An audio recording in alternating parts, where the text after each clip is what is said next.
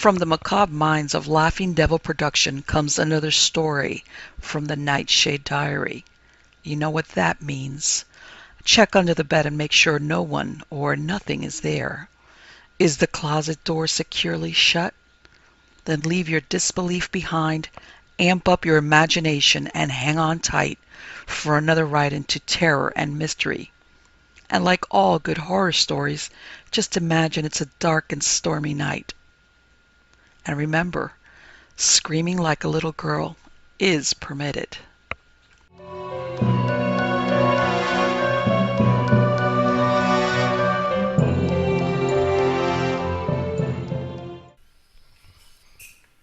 The Tomb of Sarah by F. G. Loring. My father was the head of a celebrated firm of church restorers and decorators about 60 years ago. He took a keen interest in his work and made an especial study of any old legends or family histories that came under his observation. He was necessarily very well read and thoroughly well posted in all questions of folklore and medieval legend. As he kept a careful record of every case he investigated, the manuscripts he left at his death have a special interest. From amongst them, I have selected the following as being a particularly weird and extraordinary experience. In presenting it to the public, I feel it is superfluous to apologize for its supernatural character. My father's diary. June 17, 1841. Received a commission from my old friend Peter Grant to enlarge and restore the chancel of his church at Hagerstone in the wilds of the West Country. July 5th. Went down to Hagerstone with my head man Summers. A very long and tiring journey. July 7th. Got the work well started. The old church is one of special interest to the antiquarian, and I shall endeavor while restoring it to alter the existing arrangements as little as possible. One large tomb, however, must be moved bodily 10 feet at least to southward. Curiously enough, there is a somewhat forbidding inscription upon it in Latin, and I am sorry that this particular tomb should have to be moved. It stands amongst the graves of the Kenyans, an old family which has been extinct in these parts for centuries. The inscription on it runs thus: Sarah, 1630. For the sake of the dead and the welfare of the living, let this sepulchre remain untouched and its occupant undisturbed till the coming of Christ. In the name of the Father, the Son, and the Holy Ghost. July 8th. Took counsel with Grant concerning the Sarah tomb. We are both very loth to disturb it, but the ground has sunk so beneath it that the safety of the church is in danger. Thus we have no choice. However, the work shall be done as reverently as possible, under our own direction. Grant says there is a legend in the neighborhood that it is the tomb of the last of the Kenyans, the evil Countess Sarah, who was murdered in 1630. She lived quite alone in the old castle, whose ruins still stand 3 miles from here on the road to Bristol. Her reputation was an evil one even for those days. She was a witch or werewoman, the only companion of her solitude, being a familiar in the shape of a huge Asiatic wolf. This creature was reputed to seize upon children, or failing these sheep and other small animals, and convey them to the castle, where the countess used to suck their blood. It was popularly supposed that she could never be killed. This, however, proved a fallacy, since she was strangled one day by a mad peasant woman who had lost 2 children, she declaring that they had both been seized and carried off by the countess's familiar. This is a very interesting story, since it points to a local superstition very similar to that of the vampire existing in Slavonic and Hungarian Europe. The tomb is built of black marble, surmounted by an enormous slab of the same material. On the slab is a magnificent group of figures. A young and handsome woman reclines upon a couch. Round her neck is a piece of rope, the end of which she holds in her hand. At her side is a gigantic dog with bared fangs and lolling tongue. The face of the reclining figure is a cruel one, the corners of the mouth are curiously lifted, showing the sharp points of long canine or dog teeth. The whole group, though magnificently executed, leaves a most unpleasant sensation. If we move the tomb, it will have to be done in two pieces. The covering slab first, and then the tomb proper. We have decided to remove the covering slab tomorrow. July 9th, 6 p.m. A very strange day. By noon, everything was ready for lifting off the covering stone, and after the men's dinner, we started the jacks and pulleys. The slab lifted easily enough, though it fitted closely into its seat and was further secured by some sort of mortar or putty, which must have kept the interior perfectly airtight. None of us were prepared for the horrible rush of foul, moldy air that escaped as the cover lifted clear of its seating, and the contents that gradually came into view were more startling still. There lay the fully dressed body of a woman, wizened and shrunk and ghastly pale, as if from starvation. Round her neck was a loose cord, and judging by the scars still visible, the story of death of strangulation was true enough. The most horrible part, however, was the extraordinary freshness of her body. Except for the appearance of starvation, life might have been only just extinct. The flesh was soft and white. The eyes were wide open and seemed to stare at us with a fearful understanding in them. The body itself lay on mold, without any pretense to coffin or shell. For several moments we gazed with horrible curiosity, and then it became too much for my workmen, who implored us to replace the covering slab. That, of course, we would not do, but I set the carpenters to work at once to make a temporary cover, while we moved the tomb to its new position. This is a long job, and will take 2 or 3 days at least. July 9th, 9 p.m. Just at sunset, we were startled by the howling of seemingly every dog in the village. It lasted for 10 minutes, or a quarter of an hour, and then ceased as suddenly as it began. This and a curious mist that had risen from around the church makes me feel rather anxious about the Sarah tomb. According to the best published traditions of the vampire-haunted countries, the disturbance of dogs or wolves at sunset is supposed to indicate the presence of one of these fiends, and local fog is always considered to be a certain sign. The vampire has the power of producing it for the purpose of concealing its movements near its hiding place at any time. I dare not mention or even hint my fears to the rector, for he is, not unnaturally perhaps, a rank disbeliever in many things that I know, from experience, are not only possible but even probable. I must work this out alone at first, and get his aid without his knowing in what direction he is helping me. I shall now watch till midnight at least. 10:15 p.m. As I feared and half expected, just before 10, there was another outburst of the hideous howling. It was commenced almost distinctly by a particularly horrible and blood-curdling wail from the vicinity of the churchyard. The chorus lasted only a few minutes, however, and at the end of it I saw a large dark shape, like a huge dog, emerge from the fog and lope away at a rapid canter towards the open country. Assuming this is to be what I fear, I shall see it return soon after midnight. 12:30 p.m. I was right.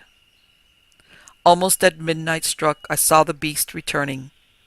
It stopped at the spot where the fog seemed to commence, and lifting up its head, gave tongue to that horrible, long-drawn wail that I had noticed as preceding the outburst earlier in the evening.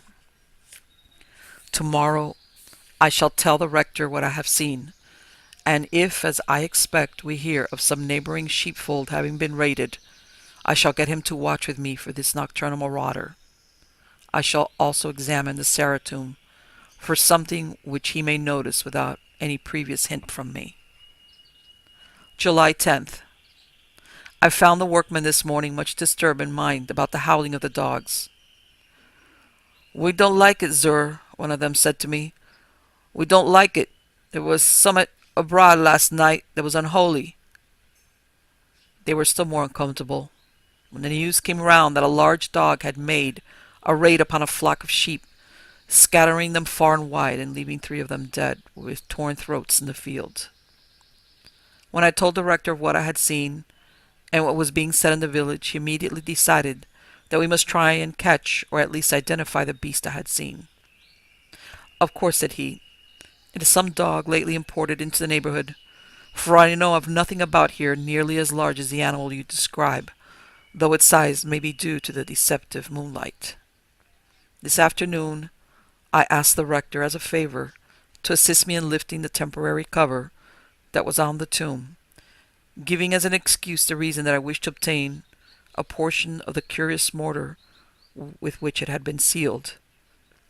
After a slight demur, he consented, and we raised the lid. If the sight that met our eyes gave me a shock, at least it appalled Grant. "Great God!" he exclaimed. "The woman is alive!" And so it seemed for a moment. The corpse had lost much of its starved appearance, and looked hideously fresh and alive. It was still wrinkled and shrunken, but the lips were firm and of the rich red hue of health. The eyes, if possible, were more appalling than ever, though fixed and staring. At one corner of the mouth, I thought I noticed a slight, dark-colored froth, but I said nothing about it then.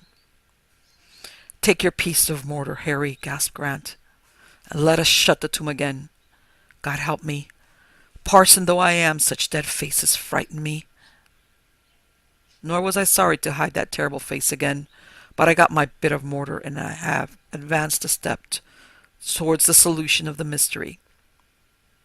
This afternoon the tomb was moved several feet towards its new position, but it will be 2 or 3 days yet before we shall be ready to replace the slab.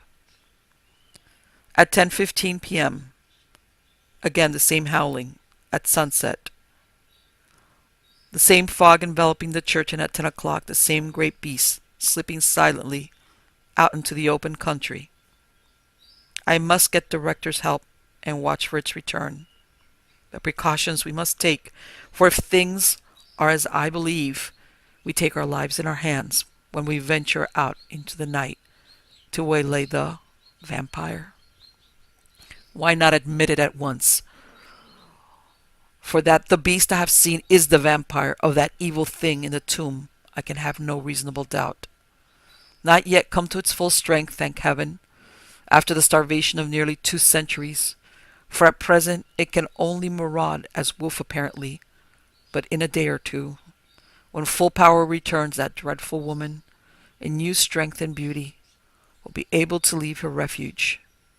Then it would not be sheep merely that would satisfy her disgusting lust for blood, but victims that would yield their lifeblood without a murmur to her caressing touch. Victims that, dying of her foul embrace themselves, must become vampires in their turn to prey on others. Mercifully, my knowledge gives me a safeguard, for that little piece of mortar that I rescued today from the tomb contains a portion of the sacred host, and who holds it humbly and firmly, believing in its virtue, may pass safely through such an ordeal as I intend to submit myself and the rector to tonight. 12:30 p.m. Our adventure is over for the present, and we are back safe. After writing the last entry recorded above, I went off to find Grant and tell him that the marauder was out on the prowl again. "But Grant," I said, "before we start out tonight, I must insist that you will let me prosecute this affair in my own way. You must promise to put yourself completely under my orders, without asking any questions as to the why and wherefore." After a little demur and some excusable chaff on his part, at the serious view I was taking of what he called a dog hunt, he gave me his promise. I then told him that we were to watch tonight and try and track the mysterious beast, but not to interfere with it in any way. I think, in spite of his jests, that I impressed him with the fact that there might be, after all, good reason for my precautions. It was just after 11 when we stepped out into the still night. Our first move was to try and penetrate the dense fog round the church, but there was something so chilly about it, and a faint smell so disgustingly rank and loathsome, that neither our nerves nor our stomachs were proof against it.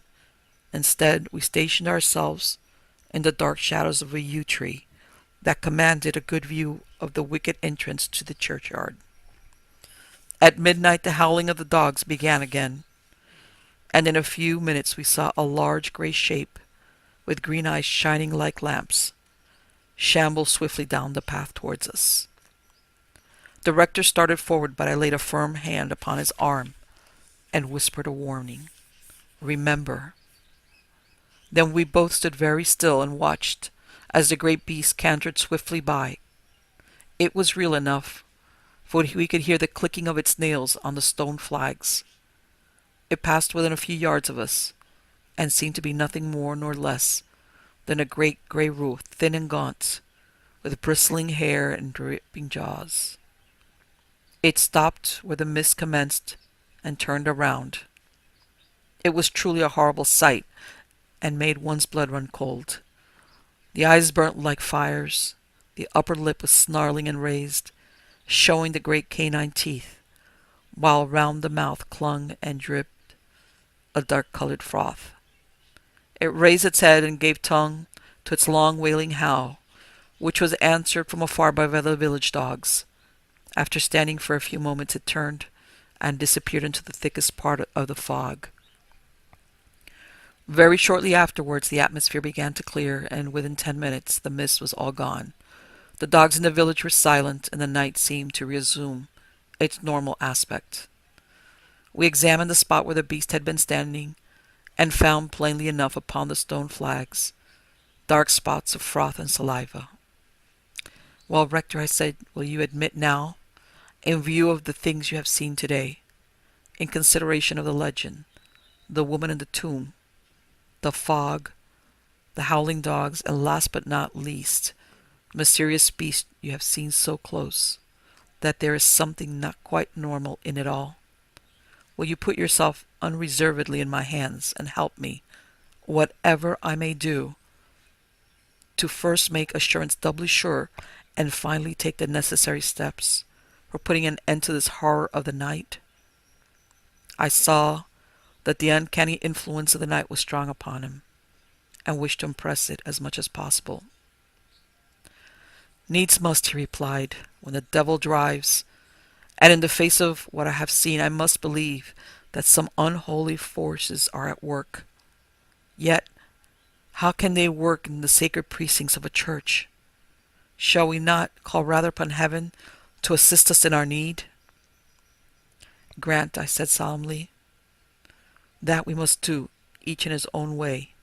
God helps those who help themselves, and by his help, in the light of my knowledge, we must fight this battle for him and the poor lost soul within."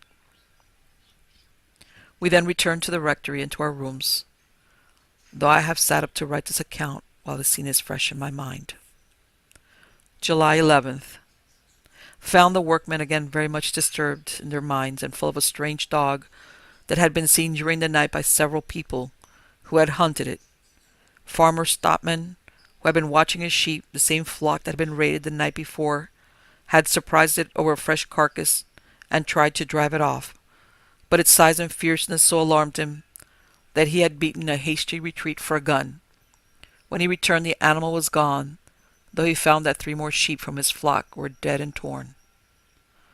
The Sarah tomb was moved today to its new position, but it was a long, heavy business, and there was not much time to replace the covering slab.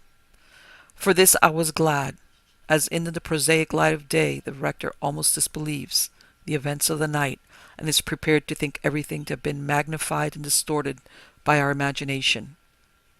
As, however, I could not possibly proceed with my war of extermination against this foul thing without assistance, and as there is nobody else I can rely upon, I appealed to him for one more night, to convince him that it was no delusion, but a ghastly, horrible truth, which must be fought and conquered, for our own sakes as well as that of all those living in the neighborhood. "Put yourself in my hands, Rector," I said.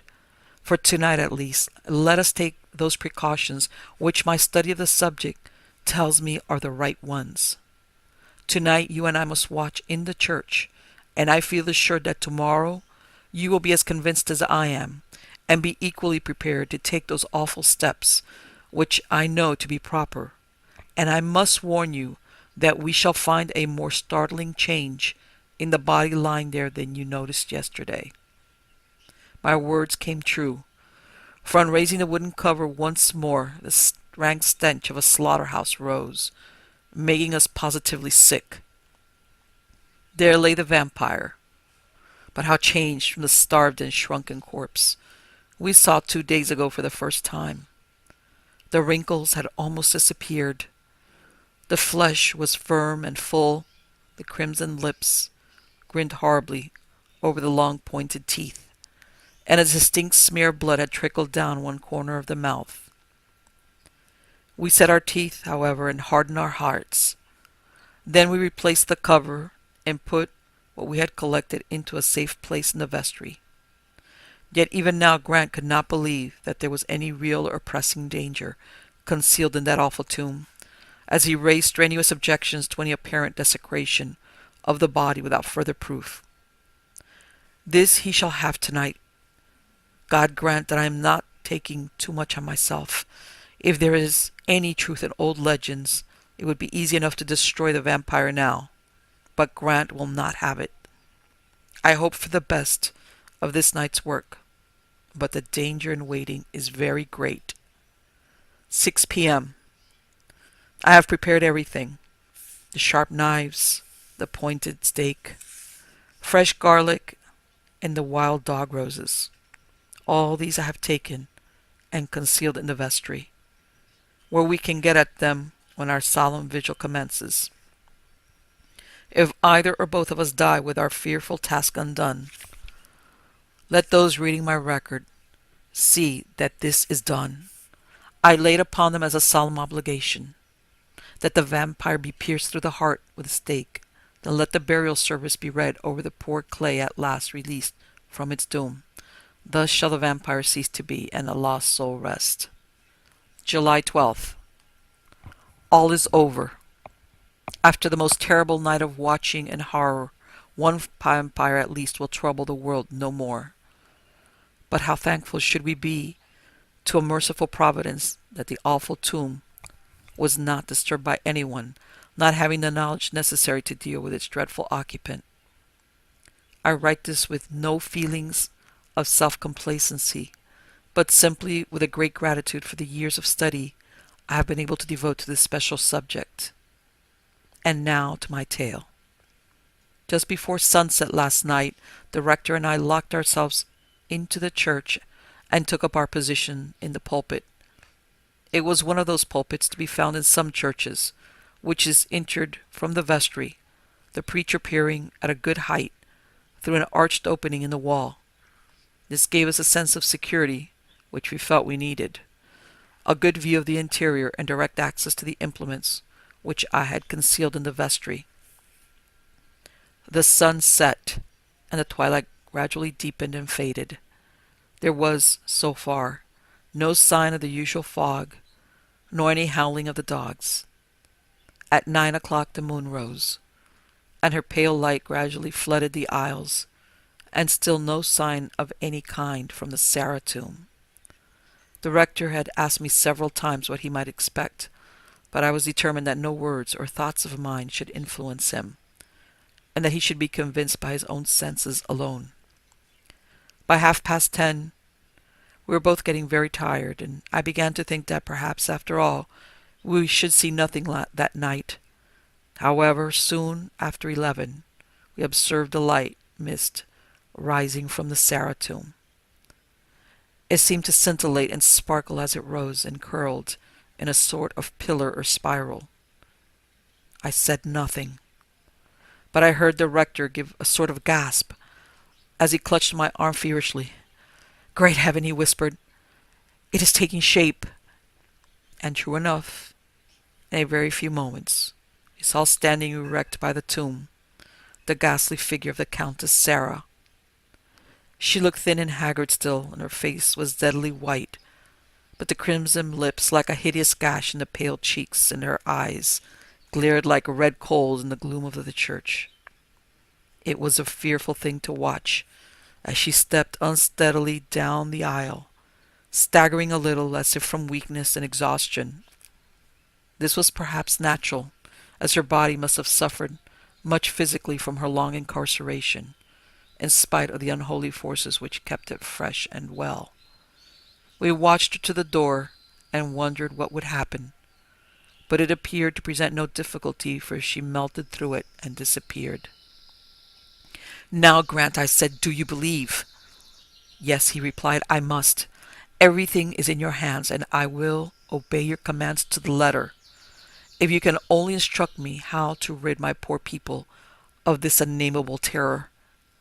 "By God's help I will," said I.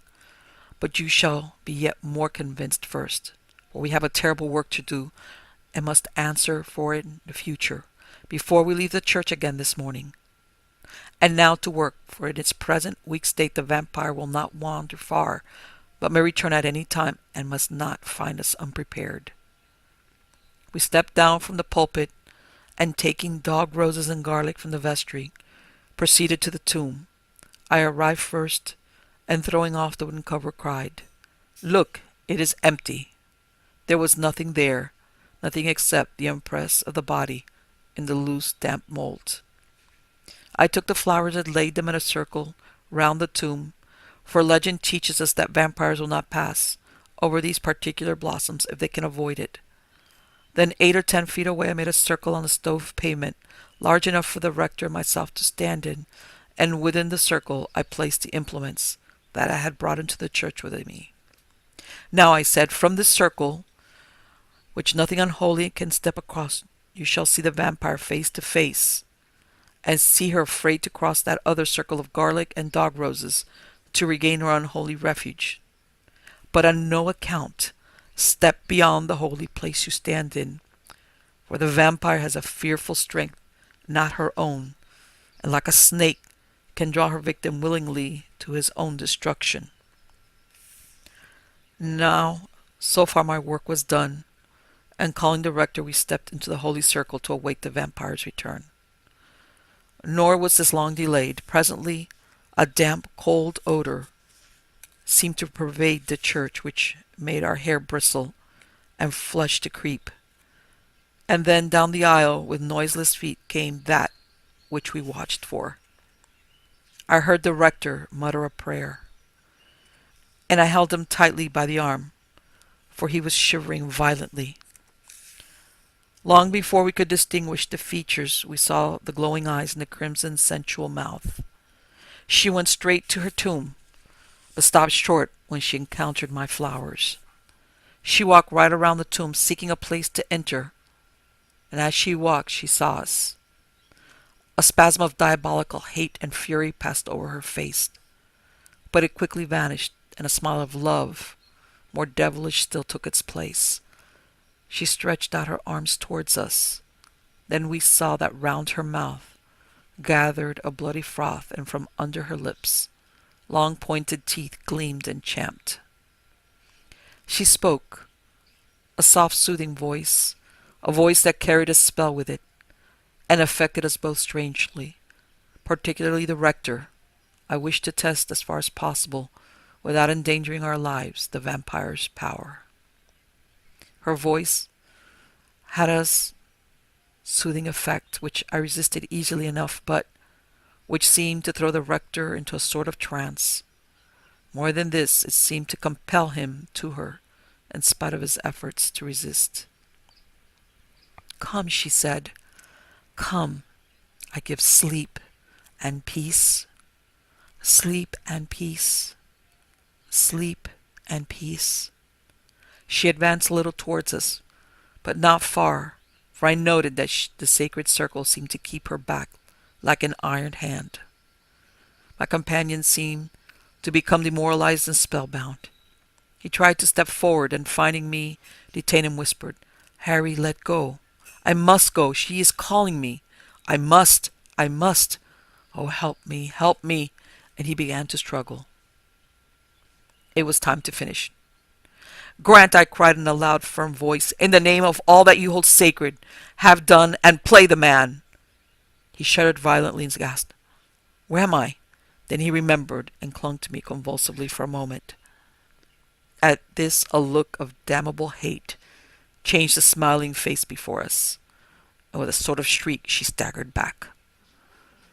"Back," I cried, "back to your unholy tomb. No longer shall you molest the suffering world. Your end is near."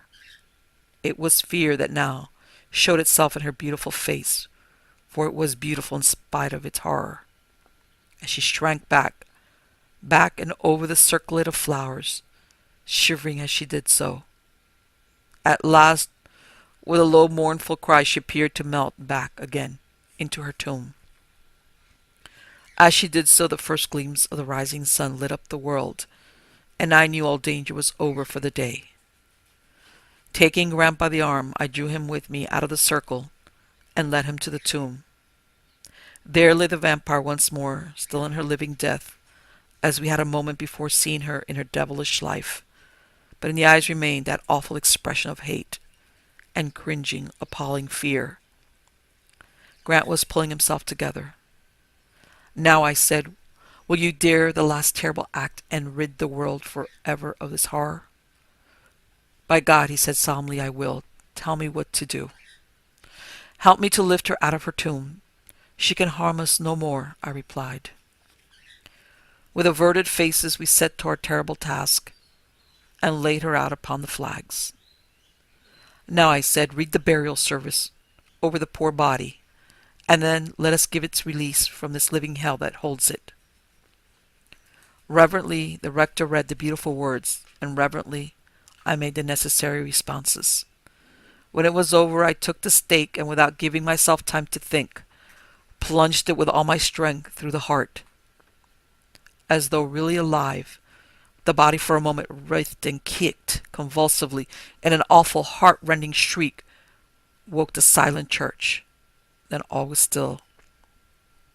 Then we lifted the poor body back, and thank God, the consolation that legend tells us is never denied to those who have to do such awful work as ours came at last. Over the face stole a great and solemn peace. The lips lost their crimson hue. The prominent sharp teeth sank back into the mouth. And for a moment we saw before us the calm pale face of a most beautiful woman, who smiled as she slept. A few minutes more she faded away to dust before our eyes as we watched.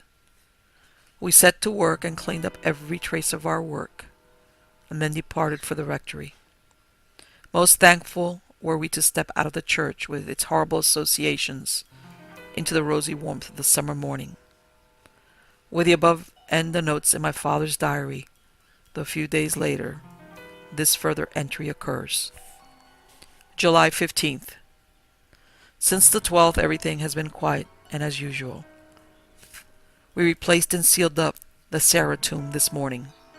The workmen were surprised to find that the body had disappeared, but took it to be the natural result of exposing it to the air. One odd thing came to my ears today. It appears that the child of one of the villagers strayed from home last night, on the 11th, and was found asleep in a coppice near the church, very pale and quite exhausted. There were 2 small marks on her throat, which have since disappeared. What does this mean? I have, however, kept it to myself, as now that the vampire is no more, no further danger either to that child or any other is to be apprehended. It is only those who die of the vampire's embrace that become vampires at death in their turn.